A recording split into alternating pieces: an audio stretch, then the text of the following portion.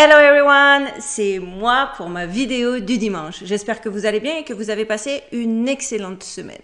Alors ça y est, le mois d'Halloween est bel et bien terminé, le mois d'octobre est révolu, fini campagne. Du coup, j'avoue, je suis assez contente parce que j'ai un champ de recherche beaucoup moins restreint au paranormal, etc., etc. Et je peux revenir à des sujets qui me passionnent et qui, de près ou de loin, sont liés à l'actualité.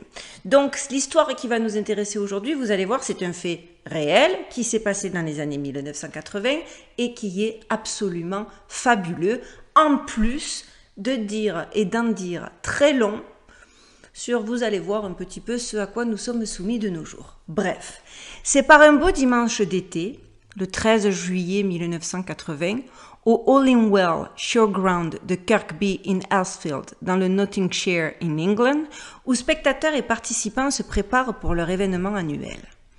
Appelé The Hollingwell Show, la Forest League of Juvenile Jazz Band faisait partie de la liste des actes musicaux et autres divertissements prévus pour la journée.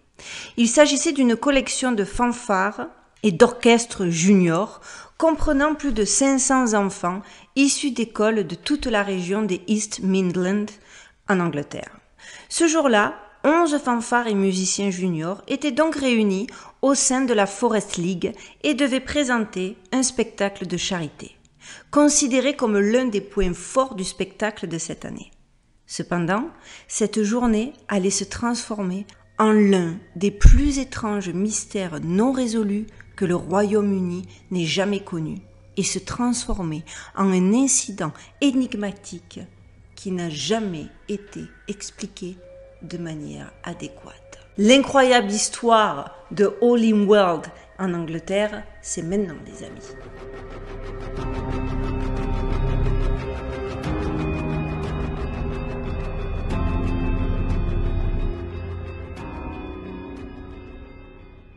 Ah, vous avez vu la duchesse qui est passée, regardez, je voulais vous saluer parce qu'elle est passée en coup de vent. Il y en a plein d'entre vous qui me demandent « Comment va duchesse? Comment va ma duchesse ?» Bah, elle va bien, je fais une petite coupure. Tout va bien? T'aimes bien la maison? Bah oui, elle aime bien la maison finalement. Allez, je pense qu'elle est énervée. Elle va se relaver du coup. Alors, le spectacle a commencé comme prévu à 9h ce matin-là et au début, tout était parfait. Les jeunes musiciens offrant un spectacle magnifique à une foule enthousiaste et heureuse, arborée de magnifiques sourires. Ils se tenaient fièrement sur le gazon coupé du parc d'exposition, les boutons en laiton de leur uniforme brillant sous le soleil du dimanche matin. 5 enfants excités attendaient leur tour pour éblouir la grande foule lors de l'une des plus grandes expositions de fanfares juniors des Midlands. Seulement voilà, vers 10h30, soudain, les rires et les cris se taisent. La foule a du mal à comprendre ce qui se passe, la panique s'empare de tous les visages, alors que la fête foraine est en proie à un carnage qui, près de 30 ans plus tard, reste sans réponse. Un par un, les enfants se pâment, puis s'effondrent, inconscients. Comme l'a dit un témoin oculaire, ils ont commencé à tomber comme des épingles à nourrice. C'est comme si un guérisseur avait fait de la magie. Les enfants tombaient de gauche à droite, selon un autre témoin, comme des quilles, jusqu'à ce que des centaines de membres du groupe soient étalés sur le terrain sous les yeux d'un public choqué et confus. Les artistes n'ont pas été les seuls à être touchés, car des adultes et même des bébés dans le public ont soudainement commencé à s'évanouir aussi. Bientôt, le Hollingwell Showground à Kirkby est jonché de corps. Des corps allongés ici et là, tandis que l'ambulance Saint-Jean s'efforce de faire face à l'urgence. Un témoin du nom de Margaret Pallerthorpe dira « Nous avons su que quelque chose n'allait pas lorsque nos enfants ont commencé à s'évanouir et à tomber. Ils se sont effondrés et étaient inconscients. Nous les avons mis en position de récupération et avons demandé de l'aide. Cela a touché des adultes, des enfants et des bébés, mais il n'y avait aucune explication à cela.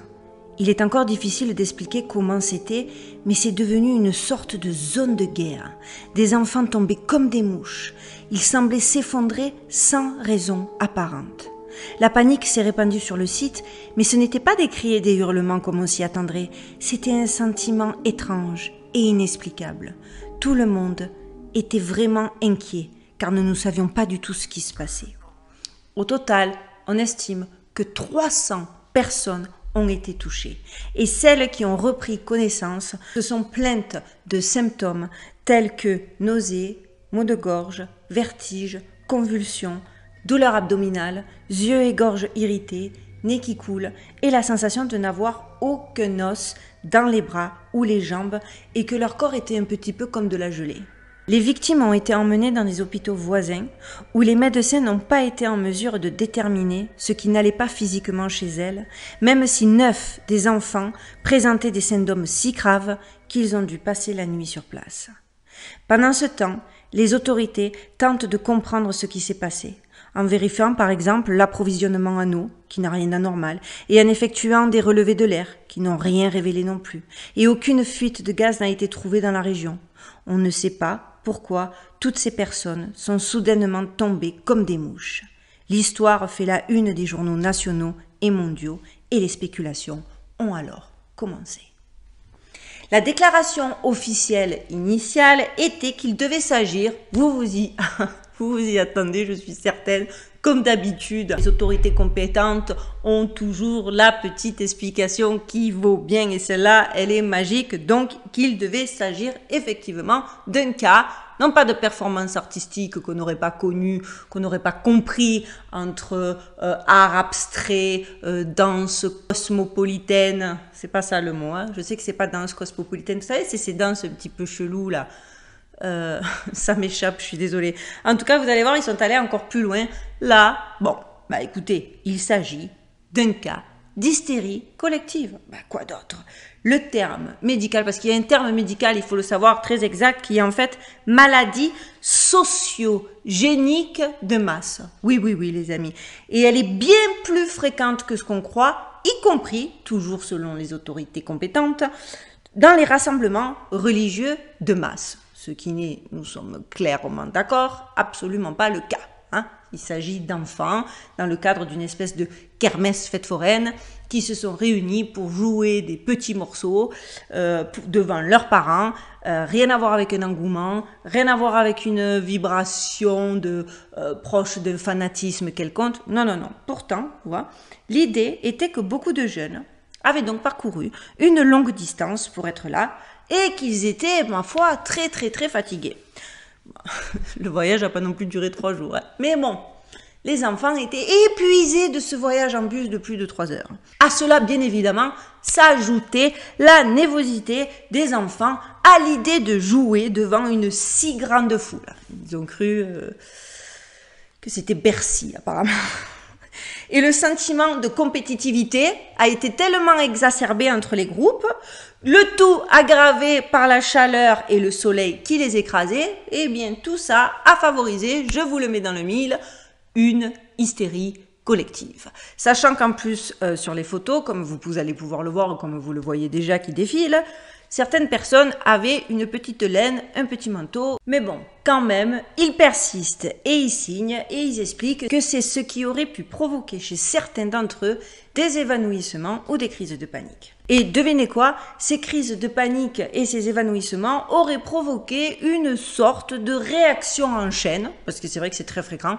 Toi, quand tu vois quelqu'un s'évanouir, boum, réflexe, tu t'évanouis, ça arrive à tout le monde, c'est très fréquent. Et ils sont quand même poussé le truc jusqu'à aller dire, donc, une réaction en chaîne, et en fait, tout ne s'est déroulé que dans la tête des enfants. C'était, voilà, une hystérie, un délire collectif.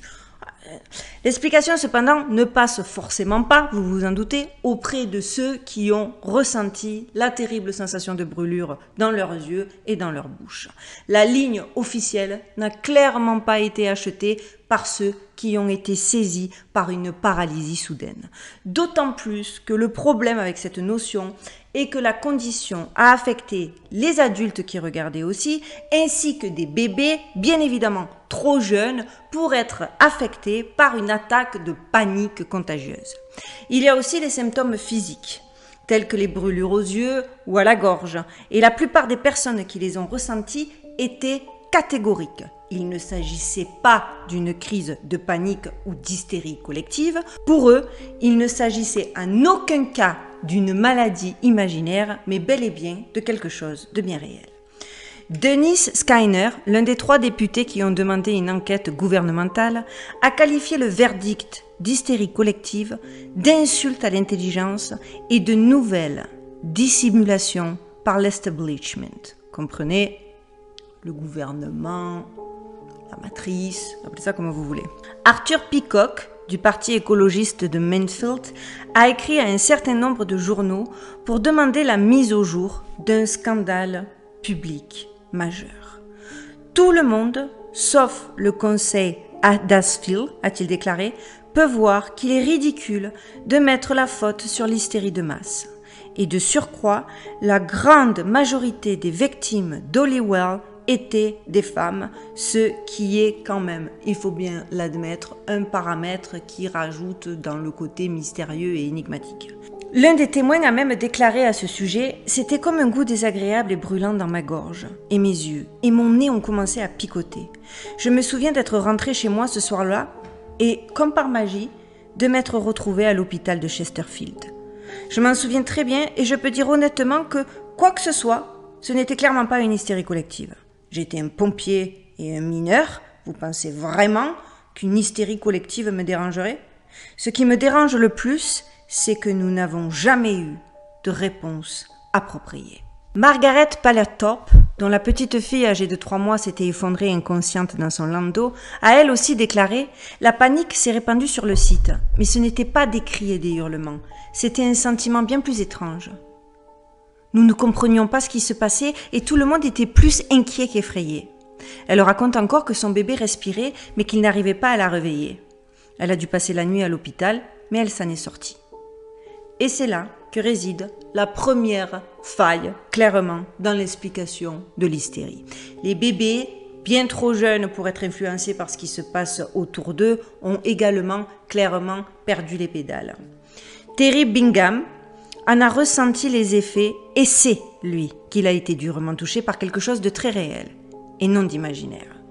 Un autre enfant raconte que tout ce dont il se souvient, c'est que sa sœur a eu peur, s'est effondrée et a été amenée sur une civière. Lui, par contre, n'a eu aucun des symptômes, seulement l'inquiétude normale que l'on peut avoir en voyant sa grande sœur dans un tel état.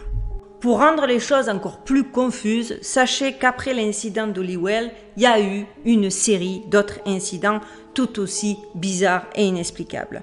Dans la nuit suivant cet effondrement massif, donc du 13 et le 14 juillet, 5 des enfants sortis de l'hôpital ont été réadmis lorsque leurs symptômes sont réapparus. Puis 3 jours plus tard, le 16 juillet, 4 personnes de la région de Worksop, à quelques kilomètres au nord, se sont effondrées avec des symptômes de type Holywell. Aucune d'entre elles n'avait été affectée par l'épidémie initiale du 13. Le week-end suivant l'effondrement d'Holywell, le 19 juillet donc, l'un des groupes, les Asfield Imperial, s'est à nouveau effondré lors d'une marche de charité de 8 km à South Normanton. Les gaz de la circulation et une longue marche ont été mis en cause ce coup-ci. Bien évidemment, encore une fois, je persiste et je signe toujours des explications hyper pertinentes. On applaudit, dire que ces gens sont diplômés et ont fait des 15 ans d'études pour pouvoir nous sortir ce genre de techniques de manipulation. Je poursuis. 2 semaines après l'effondrement de Holywell, 19 enfants ont été emmenés à l'hôpital, terrassés par, attention, accrochez-vous bien, le virus de la fanfare. Ils ont même trouvé un nom. Ils ont de la suite dans les idées. Un virus, boum boum boum, qu'est-ce qui se passe? Peut-être qu'ils avaient une picouse en réserve, on ne sait pas. Bref, il faut savoir que ces enfants avaient voyagé en car de Lincoln à Leicester et ont été soignés pour épuisement dû à la chaleur à Newark. Le même week-end, 5 jeunes autres membres de la fanfare ont été emmenés à l'hôpital après s'être effondrés lors d'une procession de 3,2 km à une fête à Tipton dans les West Midlands. Tous étaient âgés de 14 ans et ont déclaré s'être évanouis dans des conditions étouffantes. 2 autres personnes ont été prises en charge par des ambulances et à Menton, au sud de Nottingham, 5 filles d'un autre groupe de musique, celui-ci surnommé, appelé Kilton Concordes, qui s'était également évanoui à Holywell, sont tombées malades lors d'un événement caritatif. Elles étaient le seul groupe touché à cette occasion et se sont rapidement rétablies après avoir quitté le terrain. Clairement, tous ces éléments tendent à prouver qu'aucune des explications avancées ne matche clairement avec la réalité des faits. Et c'est pire lorsqu'on découvre qu'il ne s'agit en fait pas du tout d'un cas isolé.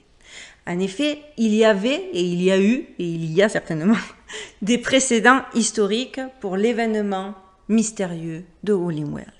Beaucoup des cas mentionnés sont difficiles à retrouver dans les journaux si les journaux locaux ne sont pas numérisés et disponibles à la lecture. Cependant, j'ai fait mes petites recherches et ils ne se sont pas tous évanouis dans les angles morts de la connaissance numérique. Non.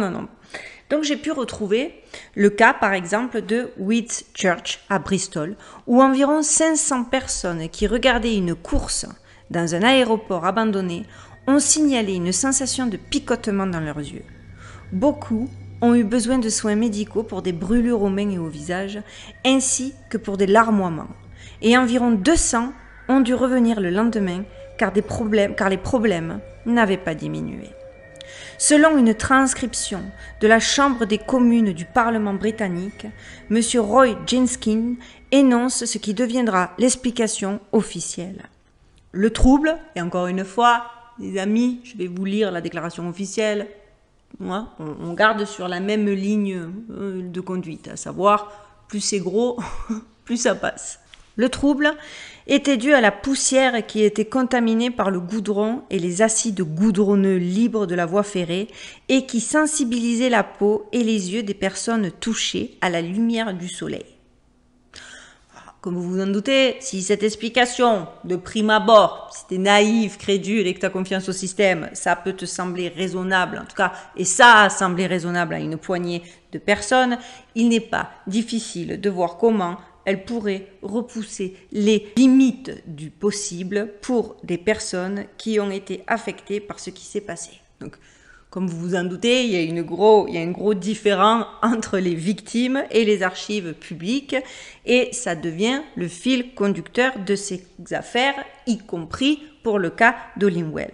En 1972, Hazelrigg, dans le Northumberland, a connu le cas le plus similaire à Holywell, en ce sens qu'un certain nombre de personnes, enfants et adultes confondus, ont été affectées par une mystérieuse maladie de masse lors d'un festival présentant des fanfares de jeunes. Selon le 14 Times, les membres de la fanfare ont commencé à s'effondrer, souffrant de graves douleurs abdominales. Au final, 168 enfants et une poignée d'adultes ont été soignés. Mais les médecins ont alors remarqué que les symptômes disparaissaient avec le temps. L'un des médecins qui a traité les malades a déclaré « Ils étaient tous effrayés, déconcertés, beaucoup d'entre eux croyant qu'ils avaient été empoisonnés et plusieurs ont dit spontanément qu'ils avaient pensé qu'ils étaient en train de mourir. » D'abord, il y a un livre qui s'appelle « Mass Hysteria in School ». Je vous mettrai la référence dans ma barre de description que j'ai lu pour les besoins de mon sujet, qui est absolument passionnant. Donc, une fois que les options empoisonnement, nuages de gaz, pesticides et compagnie se sont révélées vides, les idées ont commencé à devenir de plus en plus étranges. Certains ont suggéré que la réponse au mystère d'Holywell relève du surnaturel, voire du biblique. Le site web End Time Prophecy Report pense que Satan était à l'œuvre sur ce champ de foire. Il déclare « De temps en temps, au cours des siècles passés, le public a pris conscience des effets du pouvoir démoniaque. Au cours des 120 dernières années environ, le diagnostic d'hystérie de masse a été utilisé pour expliquer, dissimuler et cacher ces manifestations. L'hystérie de masse est une invention de Sigmund Freud et d'autres personnes à la fin des années 1800. Ces personnes ont travaillé pour le mystère de l'iniquité, promouvant toutes les choses de l'antéchrist, tout en fournissant de l'aide à ceux qui souhaitaient expliquer les choses gênantes qui ne pouvaient plus être cachées et qui ont attiré l'attention du public, tels que les effets de diverses manifestations démoniaques, et de ceux qui consultaient des esprits familiers. Freud et ses acolytes ont fabriqué le mensonge de l'hystérie de masse pour cacher ce qui ne pouvait plus être caché ou expliquer avec les mensonges qui étaient alors utilisés. Pas bête. Moi, je crois en ce sens que j'estime qu'il y a pas mal de trucs où on met des noms scientifiques et que bim boum, c'est plié. Voilà, c'est ça l'explication. Bouf. Ok, tu m'as dit, tu as trouvé, tu l'as nommé, soit, mais est-ce que ça en fait une vérité, une réalité à 1000%? Est-ce que tu n'essaies pas de dissimuler quelque chose de mystérieux en y étiquetant un terme plus ou moins scientifique? J'avoue que même si vous allez voir, je ne partage pas le côté démoniaque et la possession de masse, le postulat de réflexion m'intéresse. C'est pour ça que je vous en parle. Mais on a eu d'autres explications, bien évidemment, comme la piste, vous vous en doutez, des aliens. Forcément, on ne pouvait pas y couper, qui, entre nous soit dit, est plus ou moins, entre mystère et deux mystères, celui-là, pas plus gros que notre. Parce que, qu'on soit clair, des événements bizarres comme celui-ci amènent toujours la possibilité d'extraterrestres et d'ovnis dans la mêlée. Et ainsi, selon 14 Times, environ une semaine après l'incident d'Holingwell, le Daily Telegraph a publié un article sur des allégations d'atterrissage d'un ovni dans un champ voisin sur lequel la police a enquêté. Forcément, pas beaucoup d'enquêteurs, même pas beaucoup de victimes ont accordé beaucoup d'attention et beaucoup de crédit à l'idée d'ovni. Et c'est un petit peu passé à l'as, alors que franchement, certains rapports étrangers de l'Associated Press, datés du 15 juillet, évoquent clairement une invasion venue de l'espace. Le Daily Telegraph, un peu plus d'une semaine plus tard, a carrément révélé que donc non seulement la police avait effectivement enquêté sur les rapports selon lesquels un ovni aurait atterri dans le champ adjacent, mais en plus de surcroît a publié cette photo où clairement on constate qu'un crop circle est apparu de manière absolument inexplicable dans le champ voisin. Et bien que la relation exacte entre cet événement et l'effondrement massif n'ait pas été précisée, c'est quand même, avouons-le, très étrange. Aucune preuve d'un quelconque atterrissage n'a été trouvée, mais il est néanmoins intéressant de noter qu'il s'agit d'une indication, en tout cas du désespoir ou du sérieux avec lequel, ça, il faut rendre à César ce qui est à César, les autorités ont examiné toutes les possibilités. En même temps, vous voyez encore, je vous la remets, la photo du crop circle. On ne peut pas nier un truc pareil. Bien évidemment, ils ont joué sur le fait que ça pouvait être de nature humaine, blablabla. Bah, ils ont noyé le poisson. Et au milieu de cette cohue, donc de tous ces scénarios possibles, de toutes ces théories envisagées, il y a une autre explication qui, personnellement, moi, celle-ci m'a interpellée. Comme le rapporte 14 Times, un Écossais a appelé la police locale et a affirmé que des ondes radio à haute fréquence étaient le coupable. Cette explication possible a été mentionnée dans plusieurs autres rapports sur l'incident d'Holingwell, y compris celui de Birmingham Live. Comme si cela n'était pas assez étrange, 14 Times note également qu'un émetteur haute fréquence aurait été découvert dans un dépôt du gas board non loin du lieu de l'incident. Et selon l'American Cancer Society, si le corps humain est soumis à une quantité suffisamment importante d'ondes radio, cela peut provoquer des lésions tissulaires. Bien évidemment, cette piste est la seule qui n'a pas été suivie pour des raisons inconnues. Parce qu'ils ont été capables d'aller creuser l'invasion extraterrestre, mais pas les ondes radio, alors que clairement, un dispositif avait été découvert non loin de l'endroit où tout était arrivé. Et moi, j'ai envie de vous demander si c'est pas ça la meilleure des hypothèses. Et ceux qui savent, et les vrais qui savent, on me voit absolument venir, qui nous a déjà parlé de la puissance des fréquences éprouvées par le passé, leur capacité? Qui? Je sais que vous l'avez tous, vous êtes devant votre ordinateur ou votre télé en train de crier « Mais oui, c'est lui, bien sûr que c'est lui, c'est Nikola Tesla ». Et qu'est-ce qui déroule directement du travail de Tesla et que les Américains ont lancé dans la foulée? Le projet HARP, pour High Frequency Active Aureal Research Program. De nos jours, on a bien compris que HAARP peut être utilisé pour d'autres raisons que simplement modifier le temps ou créer des tremblements de terre et modifier le climat. HAARP peut également être utilisé pour contrôler l'esprit humain. Encore une fois, ceci est ma théorie, ma lecture, mon explication à travers mes nombreuses recherches et les livres que j'ai lus. Voilà, parce qu'effectivement, en creusant et en étudiant HAARP, j'ai appris que HAARP a la capacité de générer des fréquences radio jusqu'à 435 MHz.